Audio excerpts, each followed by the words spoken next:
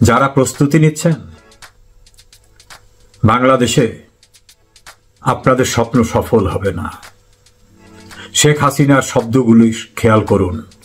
অতি সম্প্রতিও তিনি বলছেন, আমি দেশে আসব, প্রত্যেকটা অপরাধের বিচার করব। শেখ হাসিনা যেটা বলেন উনি সেটা করেন। যুদ্ধাপরাধীদের বিচার করতে ওনাকে এমনকি মুক্তিযুদ্ধের পক্ষের অনেকেও নিবৃত্ত করতে চেয়েছিলেন, বলেছিলেন এত সাহস করা ঠিক হবে না। উনি করে দেখিয়েছেন। রাজনীতির পথ এবং পট পরিবর্তন কখন যে কিভাবে এসে যায় এটা বাস্তবতা না দেখলে অনেকে বিশ্বাস করতে পারে না। বিশ্বমোড়ল খ্যাত একটি দেশ যা চাইতো সেটাই হতো, সেটাই তিনি সবাইকে মানতে বাধ্য করতেন, প্রায় সবাইকে মানতে বাধ্য করতেন। সম্প্রতি চীনে অনুষ্ঠিত একটি সংগঠনের সভা থেকে দৃশ্যমান হয়েছে ভ্লাদিমির পুতিন, রাশিয়ার প্রেসিডেন্ট, চীনের প্রেসিডেন্ট শি জিনপিং, ভারতের প্রধানমন্ত্রী শ্রী নরেন্দ্র দামোদর দাস মোদী উচ্ছ্বসিতভাবে চলছেন এবং আরও কিছু সরকার ও রাষ্ট্রপ্রধান তাদের সঙ্গে। সামাজিক যোগাযোগ মাধ্যমের একটি ভিডিওতে দেখা যায় অসহায়ের মতো একা দাঁড়িয়ে আছেন পাংশুবর্ণ মুখ করে পাকিস্তানের প্রধানমন্ত্রী শাহবাজ শরীফ। এটা একটি সিগন্যাল চীনের সঙ্গে ভারতের দীর্ঘদিনের বিরোধ এবং দূরত্ব। ধীরে ধীরে সেই দূরত্ব কমে আসার কারণেই আমার মনে হয় নরেন্দ্র মোদীকে একেবারে দিল খোলা অট্টহাসিতে দেখা গেছে। একই গাড়িতে ভ্লাদিমির পুতিন এবং শ্রী নরেন্দ্রনাথ মোদী অনুষ্ঠান স্থলে যাচ্ছেন।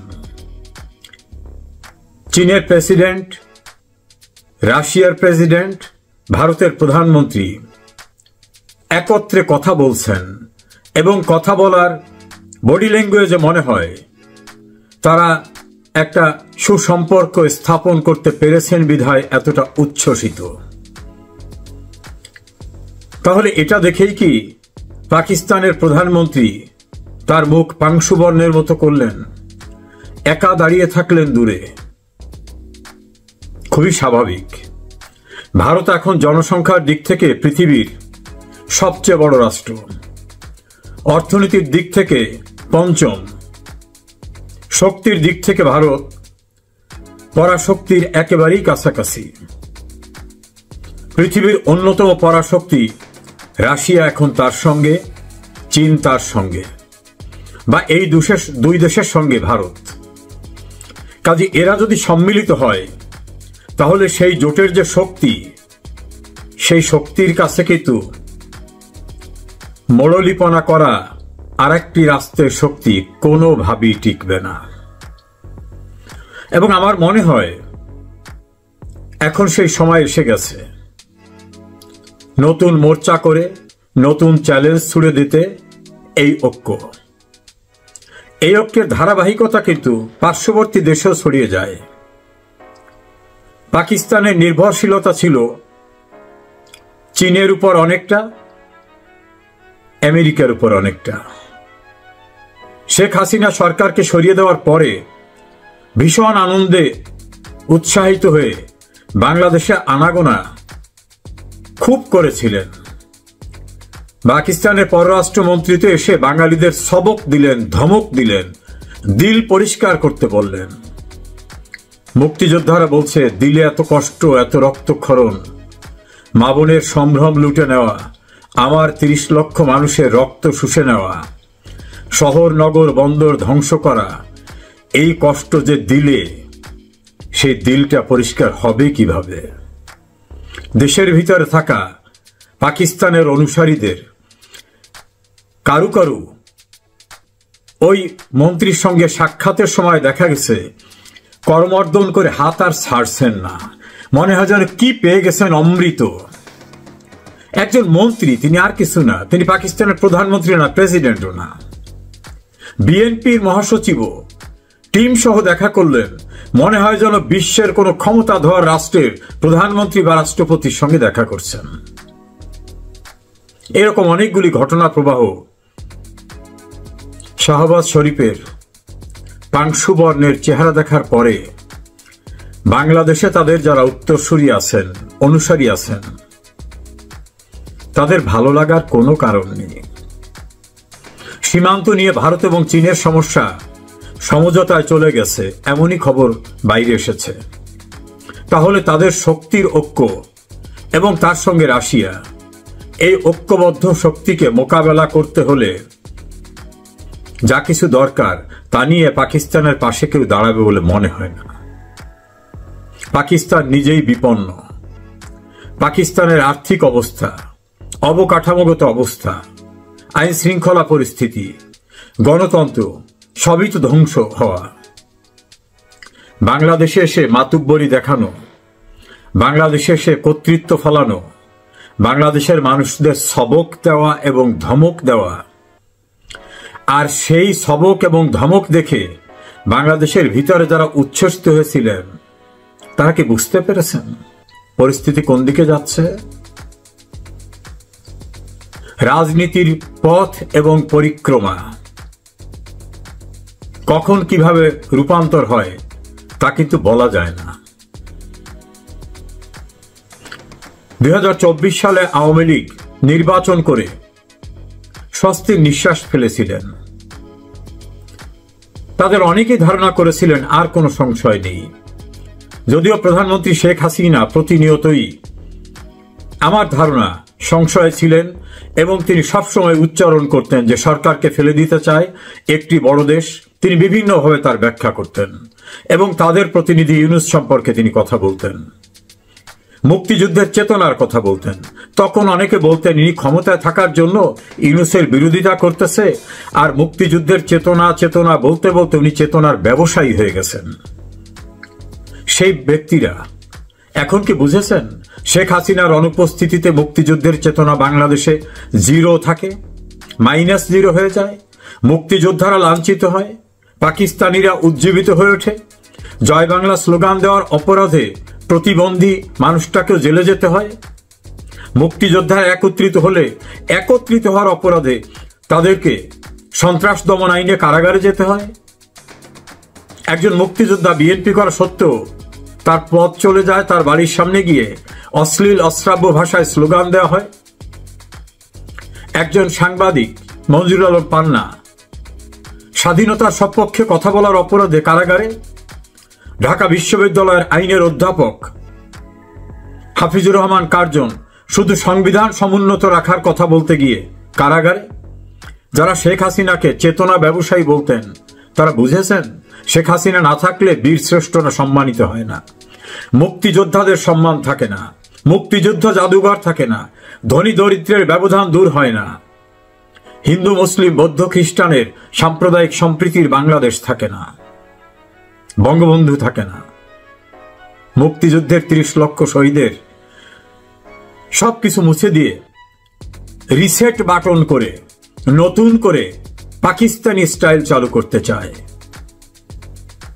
যারা শেখ হাসিনাকে অভিযুক্ত করে বলতেন উনি একা বঙ্গবন্ধুর মালিক, উনি একা জয় বাংলার মালিক, ওনার হাতেই শুধু বাংলাদেশের স্বাধীনতার চেতনা নিরাপদ, প্রশ্ন তুলতেন। শেখ হাসিনা তো দেশে নেই, কই আপনাদের কাউকে তো টু শব্দ করতে দেখছি না, প্রেস ক্লাবের সামনে জন 20 লোক নিয়ে সেমিনার করতেও তো দেখছি না, বড় বড় বিবৃতি দিতেও তো দেখছি না।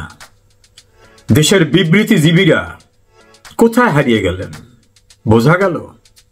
এর সঙ্গে যুক্ত করে বলি, রাজনীতির পথ এবং পরিক্রমা কখন বদলাবে কেউ জানে না। বাংলাদেশে ডাকসুর নির্বাচন হতে যাচ্ছে। এই সর্বপ্রথম ভিন্ন ধারার পরাজিত শক্তিরা ডাকসুতে আসার সম্ভাবনা। শেখ হাসিনা দেশে থাকলে এই ঔদ্ধত্য, শেখ হাসিনার রাজনীতি দেশে থাকলে এই ঔদ্ধত্য কখনো তারা দেখাতে পারত না। শেখ হাসিনার সমালোচনা করা খুবই সহজ, কিন্তু শেখ হাসিনা যা করেছেন এর ধারে কাছেও কেউ যে যেতে পারেন না তা কি 2024 সালের 5 আগস্টের পর থেকে অনুধাবন করতে পারছেন আপনারা? বাংলাদেশে যারা উচ্ছ্বসিত হয়েছিলেন পাকিস্তানের আনাগোনা দেখে, বেশি উচ্ছ্বসিত হওয়ার দরকার নাই। সরকার গঠন করে স্থিতিশীল অবস্থায় থাকা শেখ হাসিনার সরকার হঠাৎ একটা দমকা ঝড়ে কেমন হয়ে গেল। যারা প্রস্তুতি নিচ্ছেন, বাংলাদেশে আপনাদের স্বপ্ন সফল হবে না। শেখ হাসিনার শব্দগুলি খেয়াল করুন। অতি সম্প্রতিও তিনি বলছেন, আমি দেশে আসব, প্রত্যেকটা অপরাধের বিচার করব। শেখ হাসিনা যেটা বলেন উনি সেটা করেন। যুদ্ধাপরাধীদের বিচার করতে ওনাকে এমনকি মুক্তিযুদ্ধের পক্ষের অনেকেও নিবৃত্ত করতে চেয়েছিলেন, বলেছিলেন এত সাহস করা ঠিক হবে না। উনি করে দেখিয়েছেন। বঙ্গবন্ধুর খুনিরা, জেল হত্যার খুনিরা, বুদ্ধিজীবী হত্যার খুনিরা কি দুর্দণ্ড প্রতাপশালী হয়ে উঠেছিল, তাদের বিচার করে শেখ হাসিনা দেখিয়েছেন তিনি যা বলেন তিনি তা করেন। কেউ কেউ তো বলে বাপের বেটি। ব্যারিস্টার মওদুদ আহমেদ একবার বলছিলেন, শেখের বেটি, ও যা চাইব তাই করে। অ্যাটলিস্ট অন্তত আপনারা মুক্তিযুদ্ধের চেতনায় যারা বিশ্বাস করেন, বিভিন্ন দল ও মতে আছেন, নীরবে নিভৃতে একবার ভেবে দেখেন, মুক্তিযুদ্ধের বাংলাদেশ বিনির্মাণে শেখ হাসিনা যে অভিযাত্রায় ছিলেন, সেই অভিযাত্রা ছাড়া আর কোনো বিকল্প নাই। এখনো সময় আছে, ঐক্যবদ্ধ হতে হবে। ঐক্যের কোনো বিকল্প নাই, না হলে সাম্প্রদায়িক শক্তি আমাদের গিলে খেয়ে ফেলবে। নিশ্চয়ই সেটা আমরা হতে দিতে পারি না। রাজনীতির পথ এবং পরিক্রমা দমকা হয়, অনেক সময় ভেসে যায়। বাংলাদেশ এত রক্ত দিয়ে স্বাধীনতা অর্জন করছেন, এটা বিফলে যাবে না। এখনো মুক্তিযুদ্ধের চেতনা প্রতিটি গ্রামে, প্রতিটি শহরে, নগরে, বন্দরে, প্রতিটি বাড়িতে আছে। অত্যাচার করে, নির্যাতন করে, কারাগারে পাঠিয়ে 21 বছর রাষ্ট্র ক্ষমতার বাইরে রাখা আওয়ামী লীগ আবার ঘুরে দাঁড়িয়েছে। আওয়ামী লীগ ফিনিক্স পাখির মতো শেষ হয়ে ধ্বংস থেকে আবার জেগে ওঠে। যারা মুক্তিযুদ্ধের চেতনায় বিশ্বাস করেন, আমি বলবো, সব ভুল ত্রুটি ভুলে ঐক্যবদ্ধ হন। আপনাদের ঐক্যের মধ্য থেকেই কিন্তু স্বাধীনতা এসেছিল। সেই ঐক্য আবার দৃঢ় করতে হবে স্বাধীনতা বিরোধীদেরকে বিনাশ করার জন্য।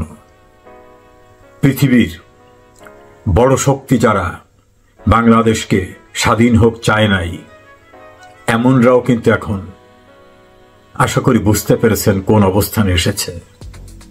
সেদিন খুব দূরে নয়, প্রয়োজনে আরেকটি মুক্তিযুদ্ধ হবে। মুক্তির লড়াই তো শেষ হয়ে যায় না। সে লড়াইয়ে না হয় আমরা আবার আমাদের সর্বোচ্চ ত্যাগ স্বীকার করব। এখনো বঙ্গবন্ধু কন্যা শেখ হাসিনা আছেন। তার অভিজ্ঞ রাজনৈতিক দূরদর্শিতা, তার প্রজ্ঞা, তার অভিজ্ঞতা, তার দূরদৃষ্টি নিশ্চয়ই আমাদেরকে কাঙ্ক্ষিত লক্ষ্যে পৌঁছে নিয়ে যাবে। আছে যে ইতিমধ্যে 6-7 জন উপদেষ্টা পদত্যাগ করেছেন। এমন গুজব ছড়ানো হচ্ছে যে 1 সেপ্টেম্বর থেকে দেশে জরুরি অবস্থা জারি হবে। এমনও গুজব শোনা যাচ্ছে যে ইউনূস পালিয়ে যাচ্ছে। না ভাই, এগুলো কোনো কিছুই সঠিক নয়। তবে পর্দার অন্তরালে অনেক ঘটনা ঘটছে এবং ইউনূস চলে যাবে, এতে কোনো মিথ্যে নেই। সরকারের মধ্যে একদম ভাঙচুর অবস্থা, ভেঙে পড়বে, যে কোনো মুহূর্তে বিল্ডিংটা ভেঙে পড়ে এরকম অবস্থা আছে। কিন্তু তাই বলে কেউ কেউ যে অতিরিক্ত বলছেন যে আজকেই সরকার বিদায় নেবে, ইউনূস চলে যাচ্ছে, কিংবা এগুলো কিচ্ছু না, এখনো পর্যন্ত নয়। তবে আয়োজন চলছে। আয়োজনটা কেমন আপনি দেখুন যে আজকে হাইকোর্ট প্রথমে ডাকসু নির্বাচন স্থগিত করলো, এরপরে চেম্বার আদালত এটিকে আবার বলে দিল যে নির্বাচন হতে কোনো বাধা নেই। এই ডাকসু নির্বাচন, রাকসু নির্বাচন, চাকসু নির্বাচন, জাকসু নির্বাচন, এগুলো আসলে জামাতের প্রেসক্রিপশনে। এগুলো করে একটা ব্যাপক গন্ডগোল লাগিয়ে দেওয়া, গন্ডগোল লাগিয়ে দিয়ে প্রধান লক্ষ্য আছে যে একটা বিপ্লবী সরকার করা। আসলে জামাত এবং জামাতের সাথে যারা আছে তারা বিপ্লবী সরকার, দেশে একটা চূড়ান্ত আবার একটি গন্ডগোল বাঁধিয়ে দিয়ে একটা বিপ্লবী সরকার করা, সবকিছু বন্ধ করে দেবে, সবকিছু বাদ দিয়ে দেবে, সেনাবাহিনী, রাষ্ট্রপতি, সরকার সব বাদ দিয়ে কোন এক ময়দানে গিয়ে একটা সরকার গঠন হবে। আসলে চূড়ান্ত লক্ষ্য এটাই। সেই চূড়ান্ত লক্ষ্যটি যারা দেশের নীতি নির্ধারক তারা জানেন ইতিমধ্যে, এবং আন্তর্জাতিক বিশ্বের চাপ আছে, আন্তর্জাতিক সিগন্যাল ইতিমধ্যে চলে এসছে, যার দরুন আপনারা দুদিন ধরে খেয়াল করছেন গতকালকে আজকে সেনাপ্রধানের তৎপরতা বেড়ে গেছে। সেনাপ্রধান বিভিন্ন জায়গায় কথা